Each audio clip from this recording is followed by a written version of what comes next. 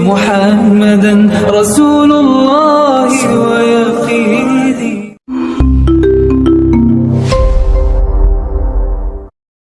Jadi kalau pemimpin menyuruh kepada ketaatan, meskipun ia seandainya orangnya nggak baik, tapi kalau menyuruh kepada ketaatan, wajib kita taati. Walaupun pemimpin itu taat sekali kepada Allah dan Rasulnya, tetapi ketika ia menyuruh bermaksiat kepada Allah, maka tidak boleh kita ikuti. Contohnya seperti apa? Misalkan pemimpin itu sangat taat kepada Allah, tetapi karena keadaan akhirnya disuruh saling bunuh-membunuh, misalkan itu karena kepentingan tertentu, maka kita nggak boleh menjalankannya. Kenapa? Karena larangan dari Rasul tadi apa? Tidak boleh taat apabila bermaksiat kepada Allah.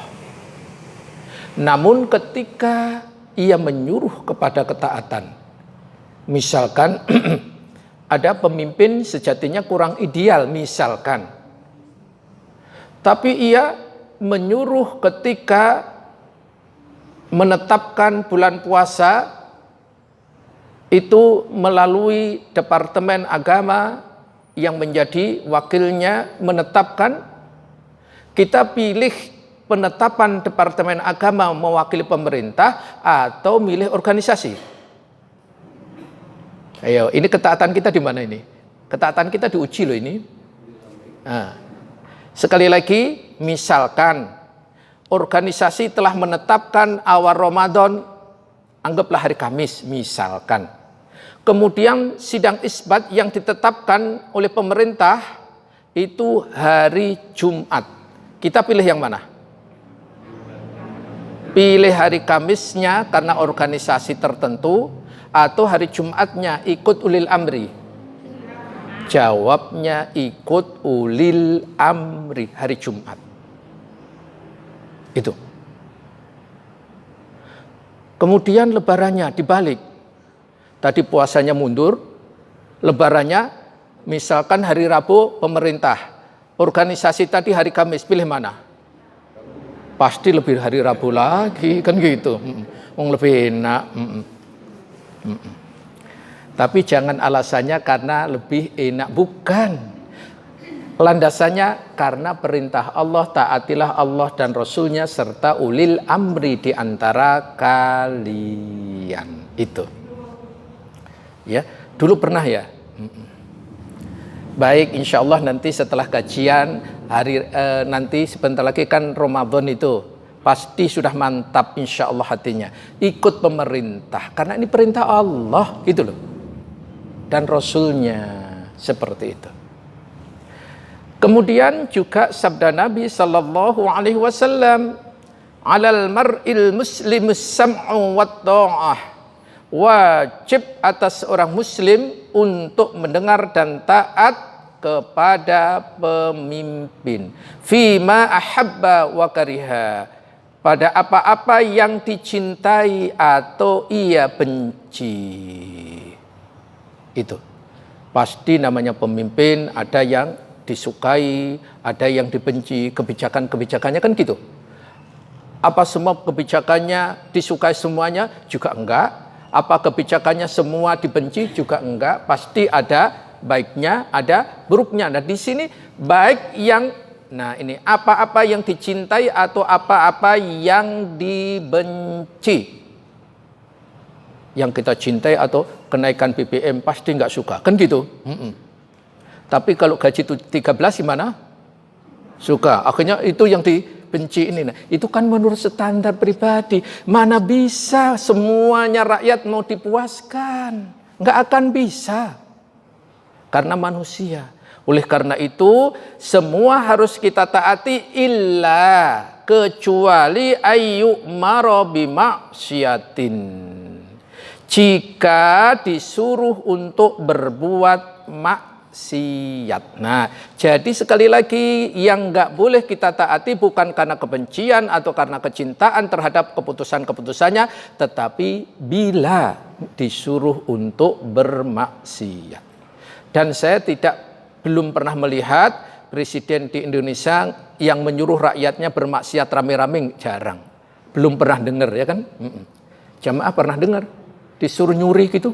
Ada? Nggak ada kan? Nggak ada.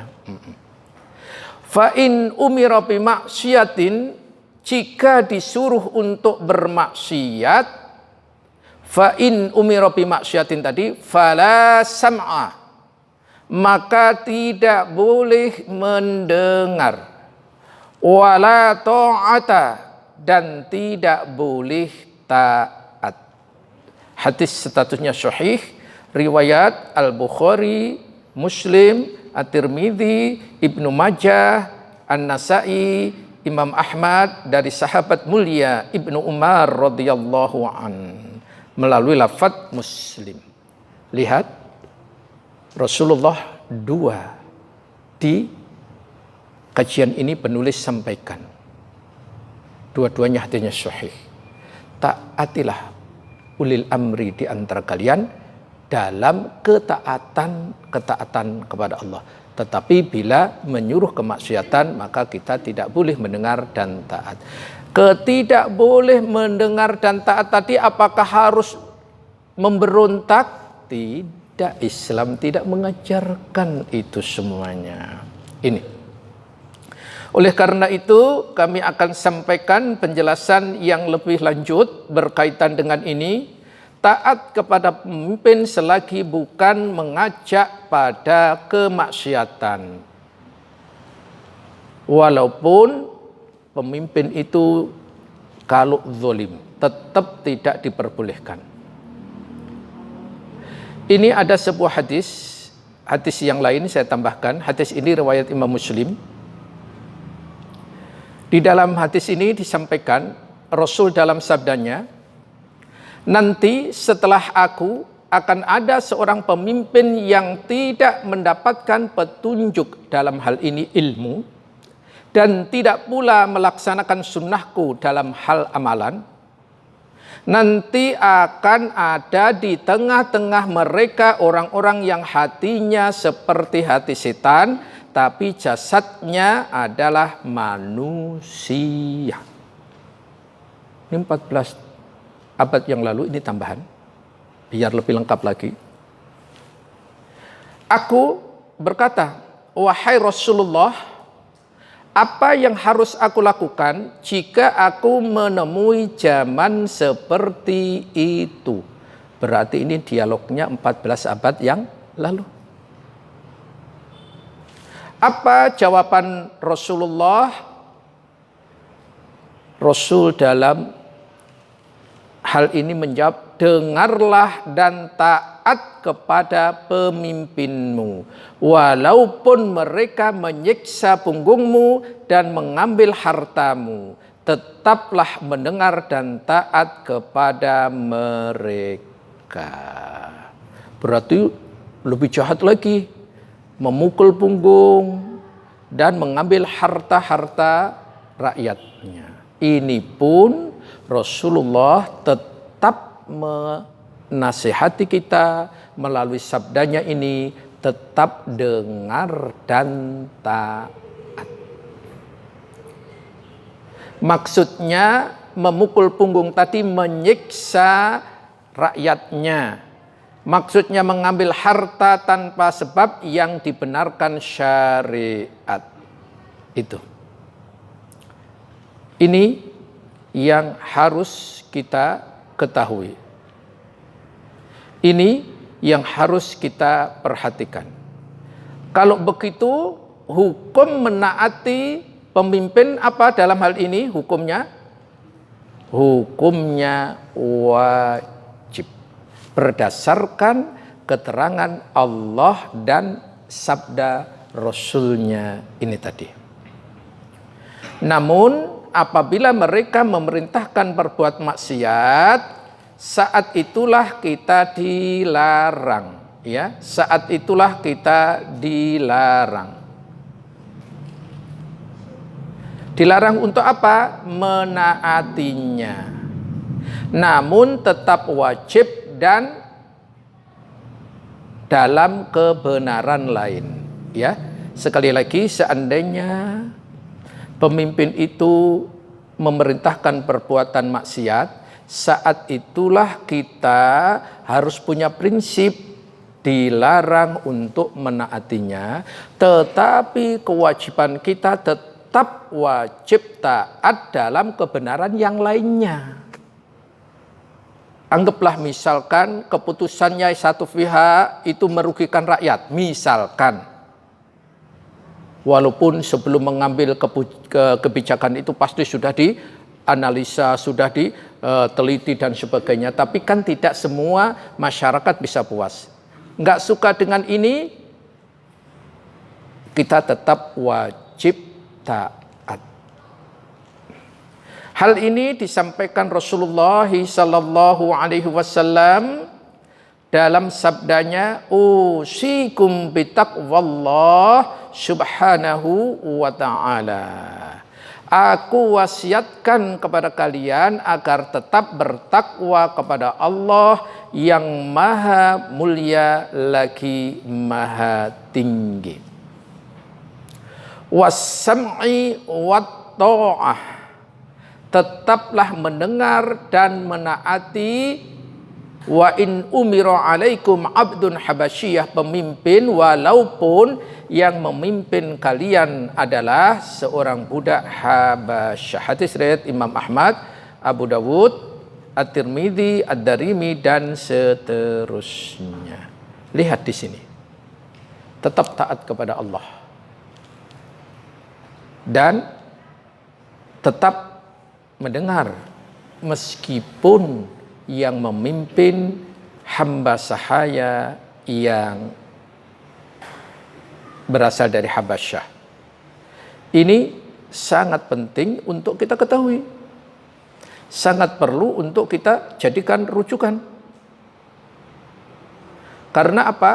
Karena ketika kita mendapatkan pemimpin seperti ini, kita harus sangat berpegang teguh kepada syariat, harus wajib.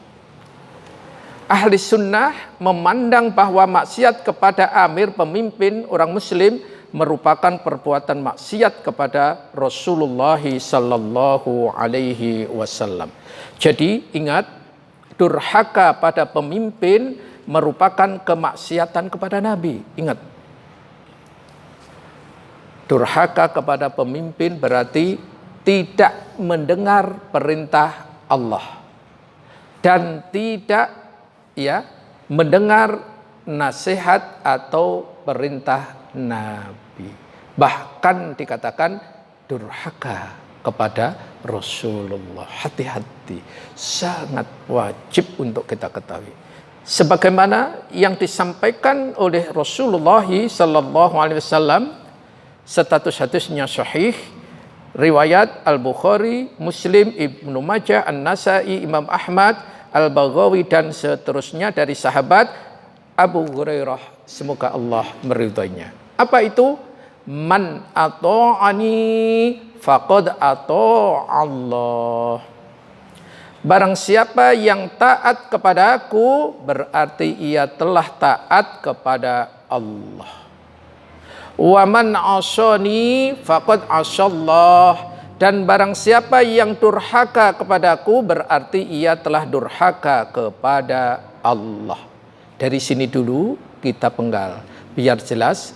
Lihat, barang siapa menaati Rasulullah sama dengan menaati Allah. Siapa yang mendurhakai Rasulullah sama dengan mendurhakai Allah Subhanahu wa ta'ala.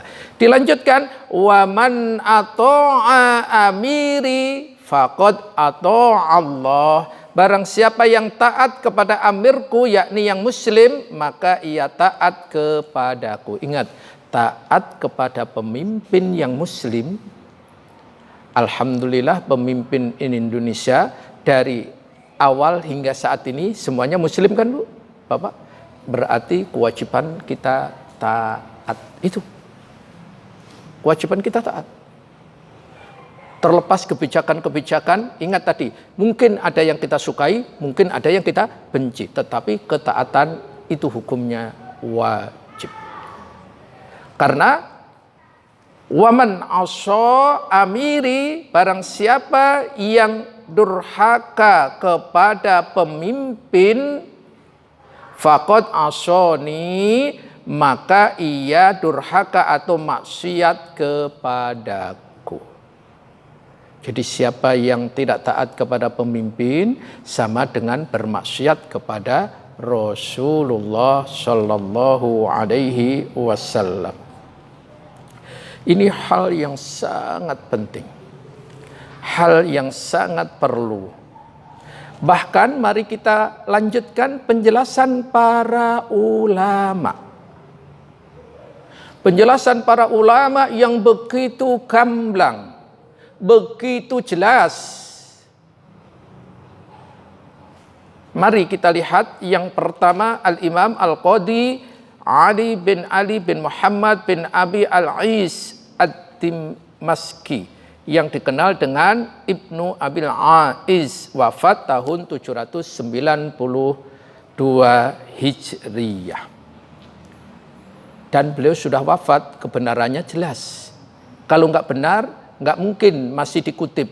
Tahun itu, tahun 792, sekarang berapa? Hijriah berapa sekarang? 1444. Berarti berapa tahun ini beliau wafat? Nggak usah dihitung kali. Iya, nggak usah. Yang penting ini fatwa beliau yang wajib kita dengarkan, wajib kita fahami, kemudian nanti usahakan kita mengamalkannya. Hukum menaati ulil amri adalah wajib selama tidak dalam kemaksiatan. Meskipun mereka berbuat zalim, jelas sekali. Bahkan beliau memberikan kenapa kita harus wajib taat meskipun ia berbuat zalim. Beliau memberikan penjelasan karena kalau keluar dari ketaatan kepada ulil amri akan menimbulkan kerusakan yang berlipat-lipat ganda dibandingkan dengan kezaliman penguasa itu sendiri. Dampaknya kalau rakyatnya tidak taat, akhirnya rakyatnya memberontak dan seterusnya, maka nanti dari kezaliman itu yang ditimbulkan dengan sikap kita keluar itu lebih besar sikap kita keluar itu dampak negatifnya kepada rakyat. Itu. Kalau kezalimannya mungkin hanya segelintir orang, tetapi ketika keluar rakyat itu dari ketaatan itu akhirnya membuat kerusakan jauh lebih besar. Itu.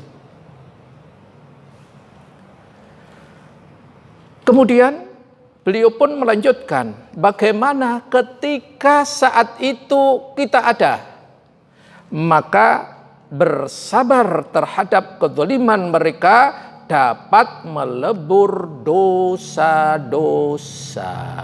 Jadi pada saat itu kalau ada pemimpin seperti itu, apa rakyatnya? Kuncinya apa tadi? Bersabar. Insya Allah akan menggugurkan dosa-dosanya. Itu. Masya Allah. Jadi demo itu tidak dibenarkan yang walaupun ada kebijakan yang tidak pro. Iya. Rakyat istilahnya. Jadi dengan cara apa menurut Allah dan Rasul yang baik? Iya. Mengeluarkan istilahnya apa yang Pendapat ya. Baik. Pertanyaan yang sangat bagus sekali walaupun belum dibuka sesi tanya jawab. Tidak mengapa.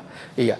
Lantas bagaimana cara menyalurkan inspirasi kalau ada kebijakan-kebijakan yang menurut sebagian itu tidak populer, tidak berpihak. Maka Indonesia ada beberapa jalur. Kalau di Indonesia ya, kalau di syariat datangi dengan berduaan, maka sampaikan kebijakannya tidak benar. Itu jihad yang sebenarnya. Namun di Indonesia kalau kita nggak kenal datang itu pasti nggak akan diterima. Makanya ini sisi Islamnya ini gitu loh. Nah di Indonesia bagaimana? Di Indonesia itu jalan itu banyak sekali. Apa itu? Pertama, Indonesia ada yang namanya MPR, Majelis Permusyawaratan Rakyat. Itu kita sejatinya ada di situ. Maka anggota MPR itu kan dari berbagai golongan. Nah, jadi kita ngadunya ke MPR. Itu cara pertama. Cara kedua, MPR ternyata kurang sekarang namanya pun hampir kita nggak dengar. Kemudian masih ada lagi apa yang disebut dengan DPR. DPR kan wakil rakyat kan Bu? Ibu kemarin pemilu kan milih, datangi yang ibu coblos itu. Itu wakil kita. Itu caranya. Kemudian ternyata wakil kita suaranya ya gitulah. Kurang. Apa langkah yang ketiga? Langkah yang ketiga kita punya Departemen Agama yang di situ para ulama-ulama. Jadi kita datangi para ulama-ulama itu menyampaikan kalau ibu punya dalil, punya alasan yang benar, punya data yang valid, sampaikan. Ustadz itu terlalu lama, kalau demo kan langsung brek gitu aja kan gitu. Kita mau jalan yang benar atau hawa nafsu gitu. Jadi gitu.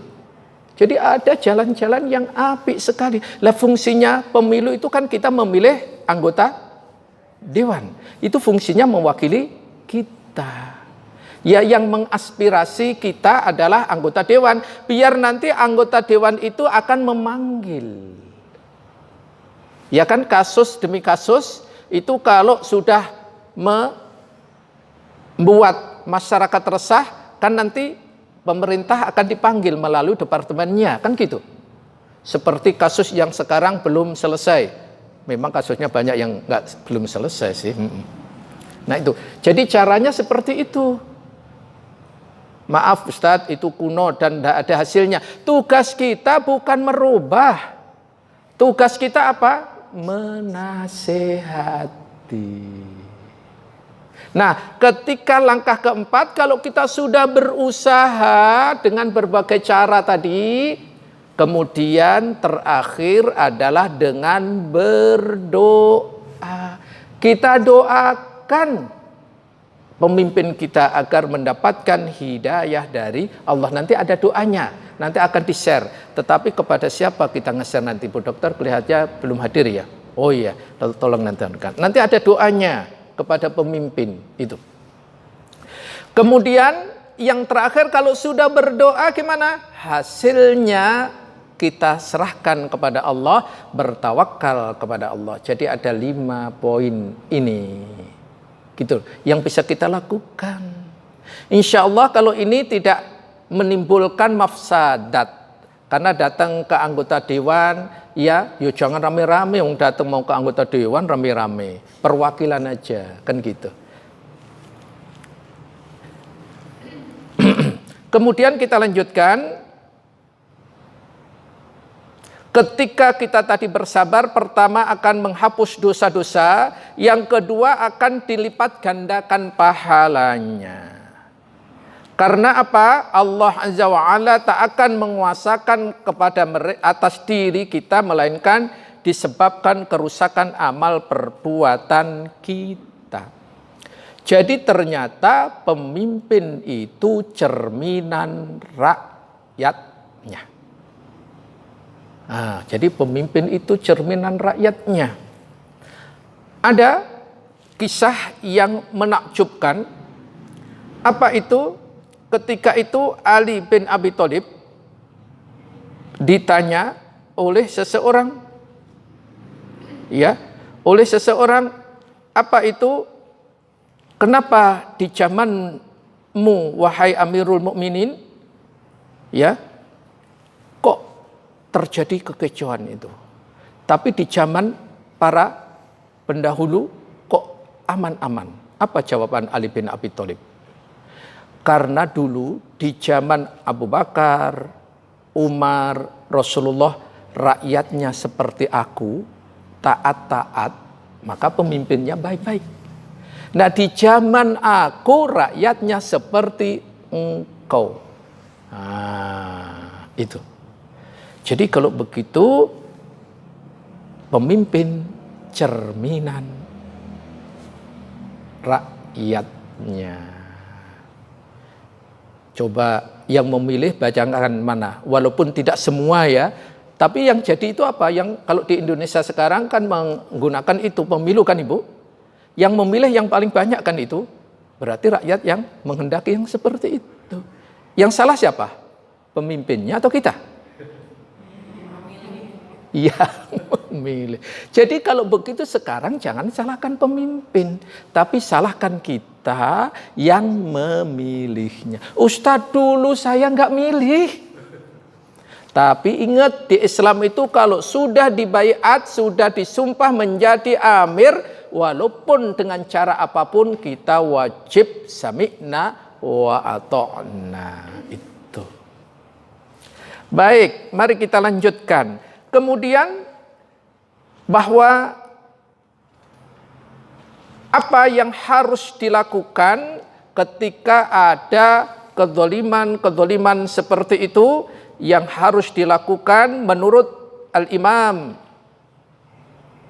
Muhammad bin Abi Is atau yang dikenal dengan Ibnu Abil Is, beliau memberikan alternatif yang luar biasa. Apa? Rakyat hendaklah memohon ampun kepada Allah atas kekeliruannya, atas kesalahannya itu. Yang kedua, bersegera bertaubat. Yang ketiga, memperbaiki amal perbuatan masing-masing. Itu. Kemudian beliau mengambil rujukan wa ma asabakum min musibatin fabima kasabat aydikum wa ya'fu an katsir. Dan musibah apapun yang menimpa kamu adalah karena perbuatan tanganmu sendiri, dan Allah memaafkan sebagian besar dari kesalahan-kesalahanmu. Asy-Syura ayat 30. Itu. Bahkan beliau pun menyampaikan ayat berikutnya, yakni surat Al-An'am surat ke-6 ayat 129. Wa kadzalika nuwalli ba'dadh zalimina ba'dhan bima kanu yaksimun. Dan demikianlah kami jadikan sebagian orang-orang zalim berteman dengan sesamanya sesuai dengan apa yang mereka kerjakan. Jadi lihat di sini, jelas sekali pemimpin cerminan rakyat, teman-temannya siapa itu? Jadi kalau begitu rakyat ingin selamat dari kepemimpinan yang seperti itu tadi, kedzaliman misalkan di mana-mana, maka hendaklah ia meninggalkan kedzaliman itu juga. Jadi kedzaliman jangan dibalas kedzaliman. Kalau kedzaliman dibalas dengan kedzaliman, nilainya apa?